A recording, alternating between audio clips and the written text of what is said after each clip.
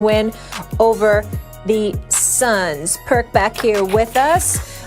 Stephen A., starting with you. Will you be worried, though, if the Lakers get off to a slow start? Not at all. Not even a little bit. Matter of fact, I expect them to. I wouldn't mind if they do. I have no problem whatsoever. When we talk about load management, is much as I have been profoundly against that over the years. It's with the exception is LeBron James. If LeBron James, for any reason, said, you know what, I don't want to start playing until January. As a league, we should stand up and support him. Seriously. I mean, with the work that this man has put in, it doesn't bother me at all. And so I know he's not going to do that. That's why he showed up there last night. He's going to be ready for opening night, at least to some capacity. But I think that if the Lakers do start off, I'm not concerned at all, because not only are they great, they're experienced. So when you look at LeBron James, I think that this is one of the rare breeds that has graduated to the point where he doesn't even need to be questioned about anything that's taking place in the regular season. Everything about him should be measured by postseason play. If this guy decides to take his foot off the gas, if he decides when to amp it up, whatever the case may be, you defer to his judgment. When you've been to 10 NBA finals, when you've won 4 championships, and when we just experienced a global pandemic, the likes of which we hadn't seen for a century, and somehow, some way, when we consider the collapse that we witnessed with the Los Angeles Clippers because of them being devoid of leadership and what have you, although it was nice to see Kawhi Leonard and Jimmy Kimmel last night. Bottom line is that LeBron James and the Lakers didn't have that problem. And so I don't think there's anything to be worried about with the Lakers, a slow start or anything like that, because they have the greatness of Anthony Davis, who's one of the top 3 players in the world. And they have the best player in the world, who's the best leader in basketball. And that man is LeBron James. I don't think there's anything to be concerned about. I don't know what's happening today, but for the second straight segment, I don't know maybe I have a fever or something. I don't know. I'm coming down with something. I agree with Stephen A. I agree. Maybe for slightly different reasons, but right on. I'm not worried about the Lakers' slow start at all. Stephen A., let's be honest. The LeBron James teams of the past have often started slow, right? Miami had a slow start at one year. Cleveland had some slow starts, because LeBron's figuring out, how do I get this group to the promised land?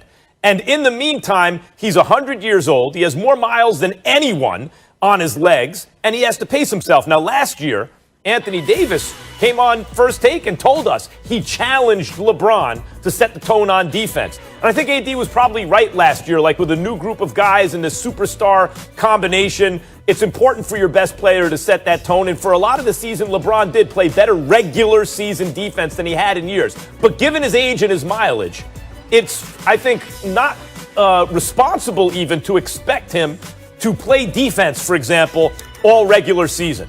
And sometimes the other guys on the team, even if AD's setting that example, slack off a little bit too when their leader doesn't do it, although Montrezl Harrell plays some defense, some other guys will too.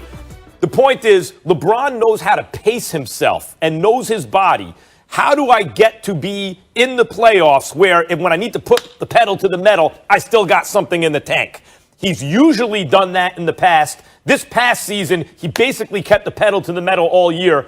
But I wouldn't even recommend that he does that again. He's signed up for multiple years. He needs to pace himself so he's ready to go when they need him most.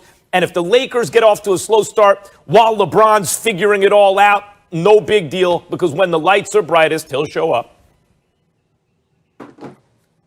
Well, I'm not worried about the Lakers at all. Matter of fact, the only thing I'm worried about is the Lakers coming out and dominating the league. Because when you look at this roster, in my opinion, this is the best roster on paper that LeBron James has had in the last 4 years. And no disrespect to last year's championship team, but when you look at the additions that Rob Pelinka made, I'm looking at this, and LeBron can pace himself. He can take games off and do load management because they have weapons. They have guys that could come in and get the job done and deliver in great fashion. And when I say that, I'm looking at a guy like Dennis Schroeder, who's capable in the regular season, especially that is capable of going for 30 plus a night. You got Montrezl Harrell, another guy that's capable of giving you 20 a night if LeBron just decides not to play that night. And then you have Anthony Davis,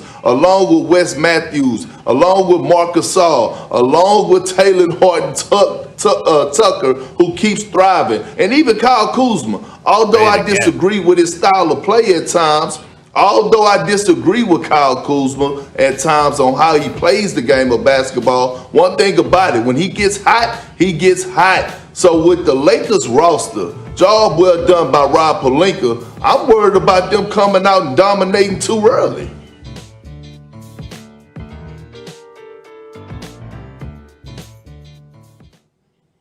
Oh, I'm sorry, Max. You did.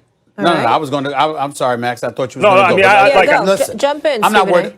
I'm not worried. I'm not worried Stephen about A. this Max, early. Stephen A. and Max, that's how it be. Sometimes y'all get quiet when Big Perk come on here speaking the gospel. Y'all get caught up in what I be saying and loving how I'm delivering this good gospel. And sometimes you just got to fall back and listen. Yeah, that's what it is. First of all, you know better. First of all, you know better. Secondly, respect your elders. Thirdly, and more importantly, that is factually incorrect, Kendrick Perkins. I mean, the fact of the matter is you do drop a lot of science, and I love you to death. But there are some things that you say sometimes I'll be wondering about you, bro. I'll be wondering about you sometimes. Yeah, not most, not all, but sometimes, yes. I feel sorry for your loss. I feel sorry for your loss because you're not being open-minded. When I tell you certain things, I was just under the impression you wanted to debate us on this, that you thought that you would be worried if they got off to a slow start. But since we all agree, next topic. All right, Perk leaving folks at a loss for words. Don't worry, I got plenty more topics to come your way. Still to come, guys. It doesn't look like the Heat. I can only focus on right now, and for me, the best James Harden is, making sure I'm in shape. Like I said, I hadn't really had an opportunity to play 5-on-5. Individual workouts, weightlifting, individual basketball training is great, but as every NBA player can agree,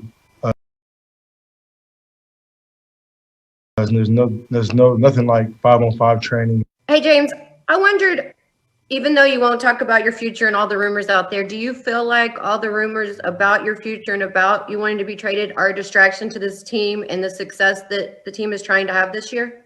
Since I've been here, there's nothing that's been said about it. Everybody in the locker room, coaching staff has been focused on ramping up and preparing for the season. So that's all that matters. Big Perk gracing your screens. Kendrick, good to see you. I like the all black, monochromatic. I'm into that.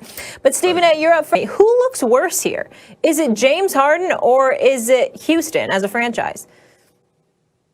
Well, I think right now it's Houston, and I'm going to tell you why. First of all, I got to give love to my man Vincent Goodwill for Yahoo, because that's my little brother right there, and he was talking about this story from a late date to more than a year and a half ago, of course. And I also want to give props to James Harden because, listen, you don't have to answer every question if you don't want to, but he showed up there yesterday.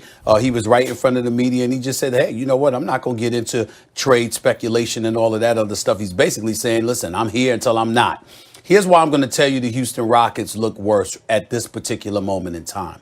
With Daryl Morey being gone, with Mike D'Antoni being gone, one could easily surmise that the culture that exists within the Houston Rockets that we're all lamenting was primarily their fault because they allowed it to take place. And that's really what this comes down to. If they were still there and that's just the way that they do business, then we can look at James Harden and we could say, why would you be taking advantage of these perks? Why would you be exercising your power in that way? And to some degree, we still could say that. But the only reason why I say the Rockets primarily instead of James Harden is that If this is the culture that you allowed, you're a superstar, you bring stuff to the table. We missed the playoffs the previous 3 years before you arrived. We've been in the playoffs ever since. We've been championship contenders. We've been to the conference finals twice. You're a 3-time scoring champion. You're a league MVP. And not only that, minutes played, playing through injuries, games played, etc. He's right up there with the best of them. So if you take all of those things into consideration, no one can accuse him for not doing his job. And if everybody wants to complain about the culture, well, who's responsible for the culture ultimately?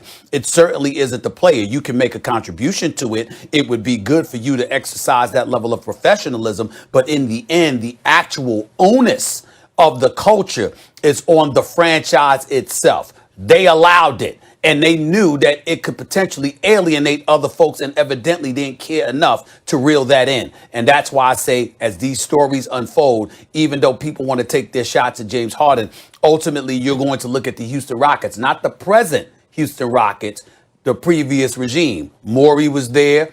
Mike D'Antoni was there. Hell, they were there before Tillman.